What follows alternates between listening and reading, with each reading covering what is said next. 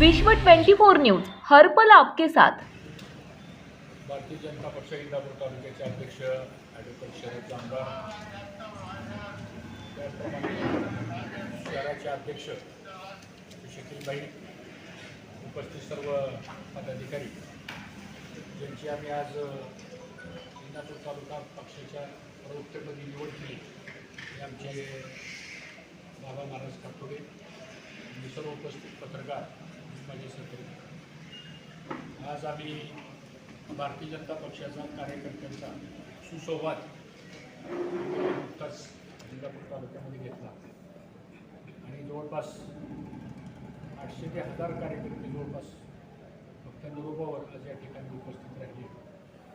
आणि गेल्या रविवारी म्हणजे 2 जुलैला महाराष्ट्रामध्ये जे राजकीय घडामोडी घडल्या आणि त्या राजकीय घडामोडीमध्ये राष्ट्रवादी काँग्रेस पक्षाच्या वतीनं अजित पवार आणि त्यांचे सर्व सहकारी यांनी सेना आणि भारतीय जनता पक्षाला जो पाठिंबा दिला आणि सेना भाजपच्या सरकारमध्ये अजित पवार उपमुख्यमंत्री म्हणून आणि त्यांचे इतर 8 मंत्री म्हणून त्यांचा शपथविधी झाला, याबद्दल भारतीय जनता पक्ष आणि शिवसेनेच्या वतीनं मी त्यांचं मनापासून स्वागत करतो। देशाचे पंतप्रधान माननीय नरेंद्र मोदी, देशाचे कणखर गृहमंत्री आणि सहकार मंत्री माननीय अमित शाह साहेब आणि महाराष्ट्राचे मुख्यमंत्री एकनाथ शिंदे साहेब आणि देवेंद्र फडणवीस साहेब यांच्या नेतृत्वावर त्यांनी विश्वास व्यक्त केला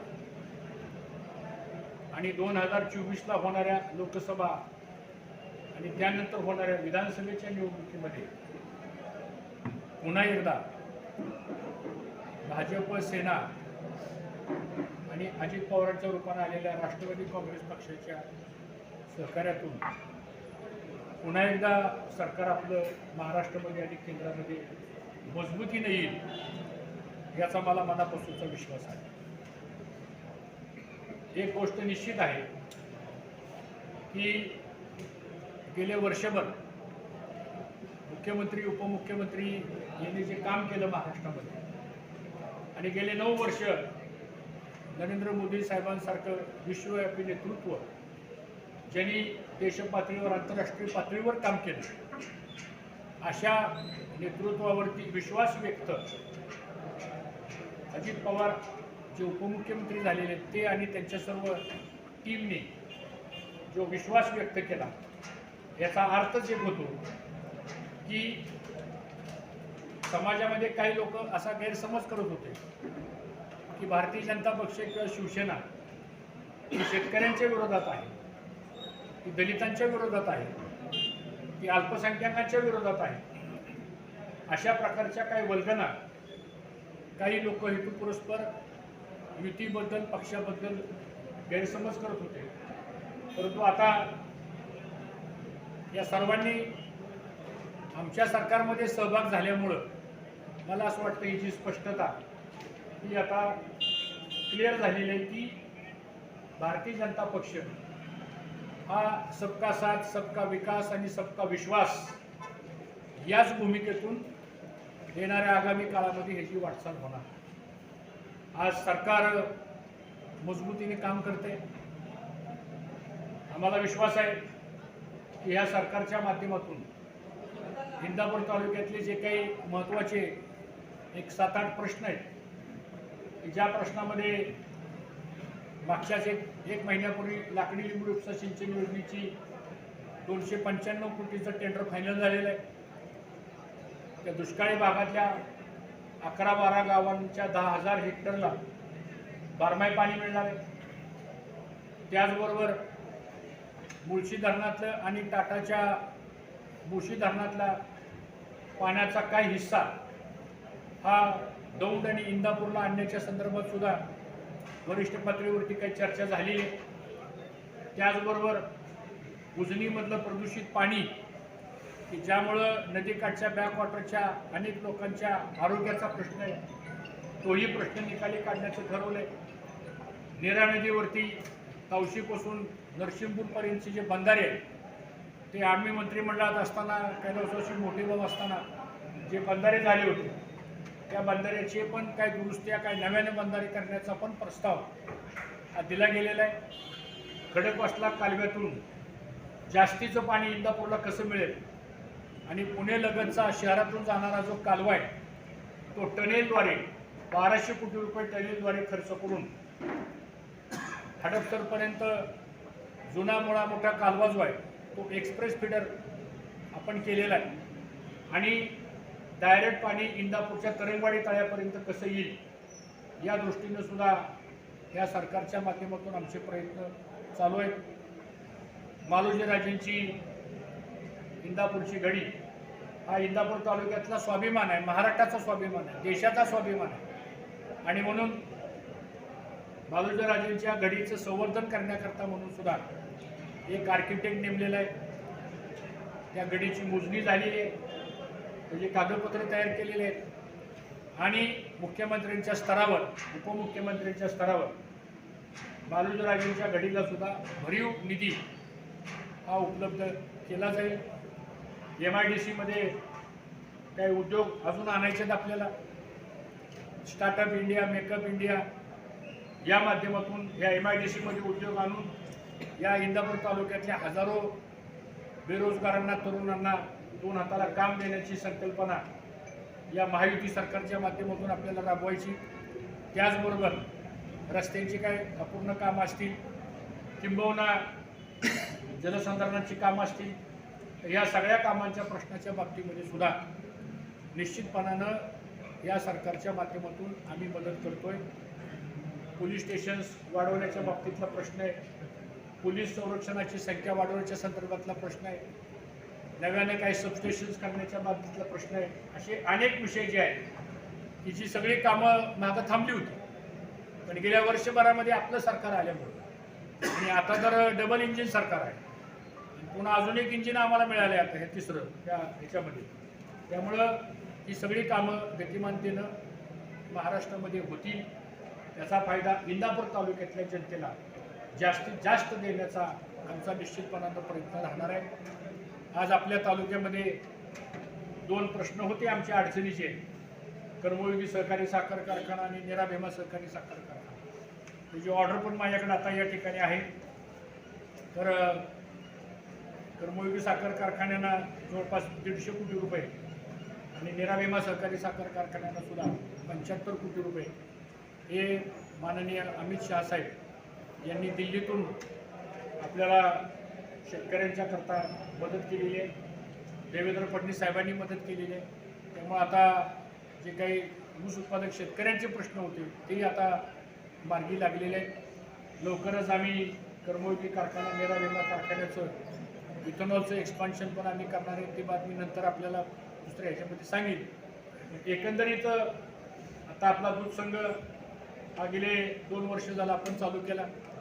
आज 92,000 लिटर दूध आपलं या दूध संघामध्ये आपण एकत्रित करतोय. 15 कोटीचं नगदी पेमेंट दर 10 दिवसाला कष्ट करणाऱ्या शेतकऱ्याच्या अकाउंटला जमा होत आहेत.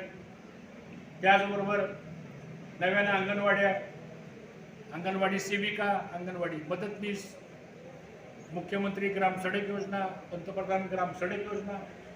आता नव्यानं देवेंद्र फडणवीस साहेब आणि एकनाथ शिंदे साहेबांनी एक निर्णय परवा जाहीर केला की महात्मा फुले जन आरोग्य योजना जी आहे ती आणि पंतप्रधान विमा गोल्ड कार्ड योजना ह्या दोन्ही योजना एकत्र केलेल्या आहेत आणि 5 लाख रुपयेपर्यंतचं वैद्यकीय विम्याचं संरक्षण या इंदापूर तालुक्यातल्या 1,12,000 व्यक्तींना हे प्राप्त होणार आहे. संजय गांधी निराधार योजनेला आतापर्यंत 1,000 रुपये मानधन मिळत होती, ती आता 500 रुपये वाढवली, ती 1,500 रुपये मानधन मिळणार आहे.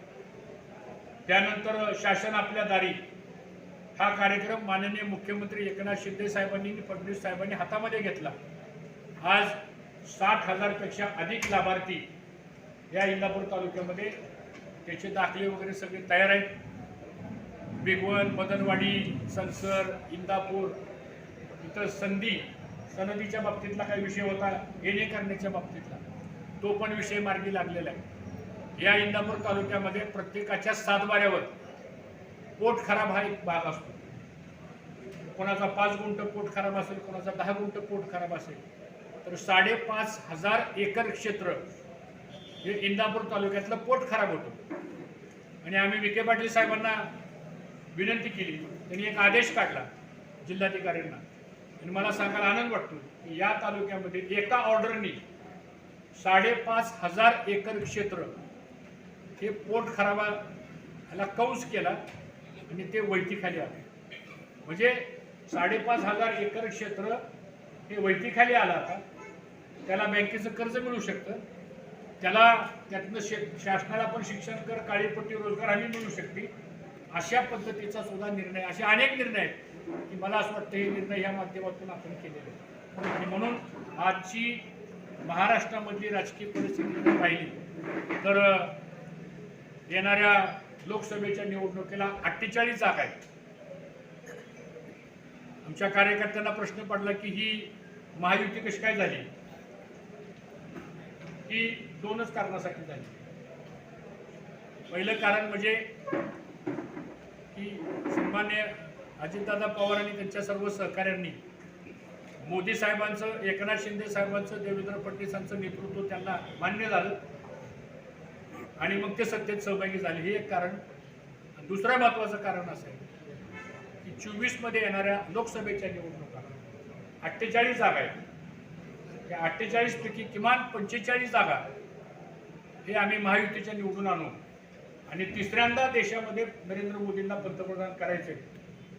आणि त्यानंतर होणाऱ्या विधानसभेच्या निवडणुकीच्या ज्या 288 जागा आहेत, त्या 288 जागामध्ये महायुतीच्या किमान 200 तरी जागा प्लस या महाराष्ट्रामध्ये आणायच्या. या 2 हेतूनं ही महायुती आता तयार झालेली आहे.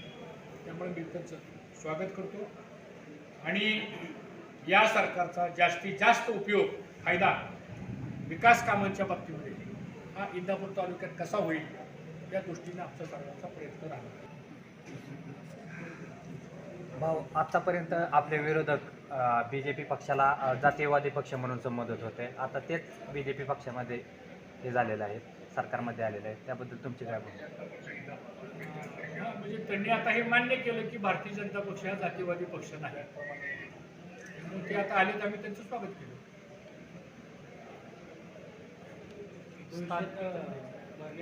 हर्षल पाटील एकत्र दिसणार.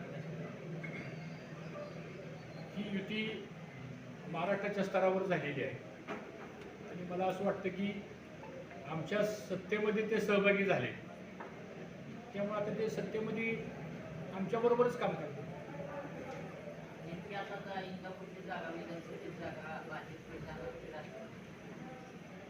लोकसभेच्या उमेदवारीच्या बाबतीतला प्रश्न आणि विधानसभेच्या उमेदवारीच्या बाबतीतला प्रश्न आमच्या पक्षाच्या प्रोटोकॉलप्रमाणे याचा निर्णय हा केंद्रीय नेतृत्व घेत असतं आणि त्यामुळं 48 पैकी 48च्या 48 जागा निवडून आणणं आणि 288 पैकी किमान 200 प्लस विधानसभेच्या जागा निवडून आणणं या संदर्भातला निर्णय हा केंद्रीय नेतृत्वाच्या माध्यमातून घेतला.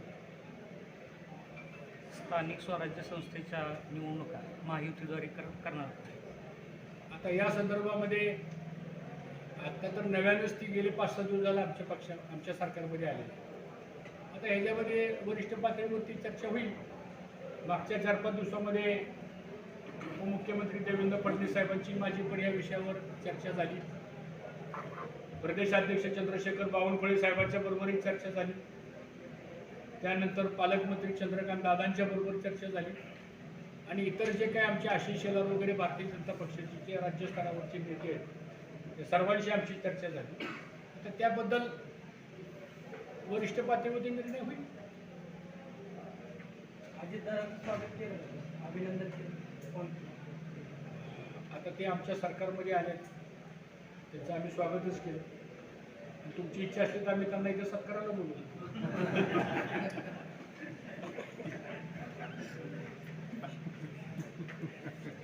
भाऊ, सोशल मीडियावर असे पोस्ट व्हायरल होऊ लागले आहेत की आता हर्षवर्धन पाटील यांना दत्तात्रय भरणे यांचा प्रचार करावा लागणार आहे आणि असे पोस्ट व्हायरल होते की हर्षवर्धन पाटील यांचा प्रचार अजित पवार यांना करावा लागणार आहे.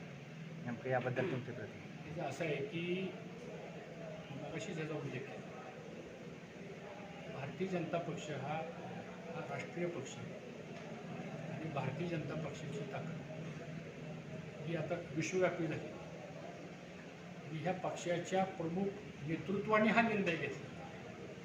मग त्यांनी हा निर्णय घेत असताना त्यांनी काय ठरवलं असेल ना, आणि ते जे ठरवतील त्याप्रमाणे आम्ही वागणार. महाविकास आघाडी सरकार गेली 2.5 वर्षापूर्वी तालुक्याचे जे लोकप्रतिनिधी ते राज्यमंत्री त्या काळात इंदापूर तालुक्यात बराच निधी रस्त्यासाठी आला, परंतु ती कामं निकृष्ट झाली. तुम्ही काही ह्याच्यामध्ये तसं हे दाखवलेलं आहे कामं निकृष्ट झाली, परंतु तीच राष्ट्रवादी पुन्हा आता भाजपबरोबर आली, पुन्हा निधी आल्यानंतर पुन्हा कामं निकृष्ट झाली किंवा होतील का, किंवा झाली तर तुम्ही आता काय भूमिका घेणार त्यापुढे? एक गोष्ट लक्षात ठेवली पाहिजे, सर्वसामान्य लोकांच्या कष्टातून करातून राज्य सरकारच्या तिजोरीमध्ये कर स्वरूपानं पैसे जमा होतात आणि तो पब्लिक फंड आहे.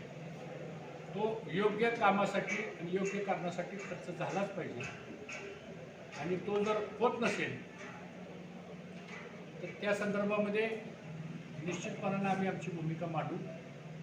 पण आत्ता मला विश्वास आहे की गेल्या वर्षभरामध्ये तुम्ही बघा, युतीचं सरकार आल्यापासून ज्या काही गोष्टी मागं घडल्या त्याची पुनरावृत्ती मला इथं करायची नाही, परंतु गेल्या वर्षभराच्या काळामध्ये देवेंद्र फडणवीस आणि एकनाथ शिंदे साहेब यांनी कुठली चुकीची गोष्ट या महाराष्ट्रामध्ये होऊ दिली नाही. जे योग्य असेल, विकासासाठी जे गरजेचं असेल त्याच्यासाठी आमचं सहकार्य राहील. पण आमचं सरकार जरी असलं आणि जर एखादं काम जर चुकीचं होत असेल तर निश्चितपणानं त्याच्या बाबतीत संबंधिताकडे त्या ठिकाणी आम्ही भूमिका मांडणार. भाऊ, आपण म्हणता एकत्र लढणार, परंतु दत्तात्रय भरणे यांच्या बैठकीत कार्यकर्ते म्हणले की भाजपनं कुठलाही सुप्रिया सुळे यांच्या विरोधात उमेदवार दिला तरी सुप्रिया सुळेंनाच मतदान करायचे.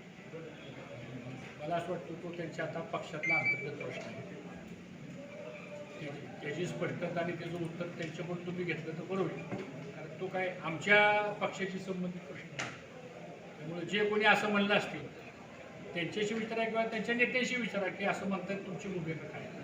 भाऊ, आमची भूमिका स्पष्टच आहे, आमची युती आहे, आमची भूमिका स्पष्ट आहे. भाऊ, राज्यात चुलत पुतण्यांच्या जोड्या फेमस आहेत, त्याच्यामध्ये बऱ्यापैकी म्हणजे सगळ्याच पुतण्यांनी चुलत्यांना फसवलं. तुमचे पण चुलते शंकरराव पाटील होते, हयात असताना तुमचं संबंध चांगलं होतं शेवटचं. तर तुम्हाला एक पुतण्या म्हणून काय वाटतं जे आता जे प्रकार घडला त्यावर? आता असं आहे की हा प्रश्न त्यांच्या पक्षातला अंतर्गत आहे. त्यांच्या पक्षातल्या अंतर्गत प्रश्नाच्या बाबतीमध्ये आम्ही बाहेरच्या दुसऱ्या पक्षाच्या माणसांनी काय बोलतो? पुतण्या म्हणून काय वाटतं की असं व्हायला पाहिजे होतं? आता मी पुतण्याच्या पलीकडे गेलो.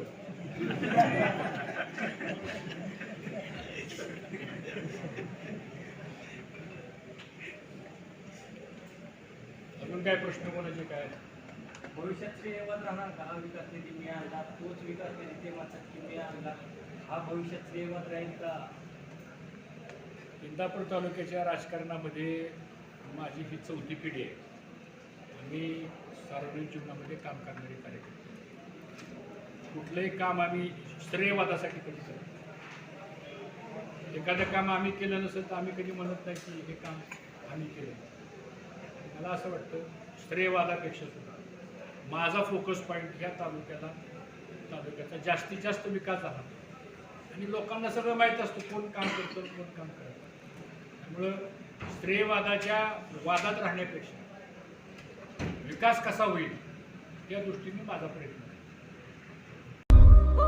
राज्यातील महत्त्वाच्या आणि आपल्या भागातील ताज्या बातम्या पाहण्यासाठी आजच आमच्या विश्व 24 न्यूज चॅनलला यूट्यूबवर सबस्क्राईब करा आणि बेल आयकॉन प्रेस करा.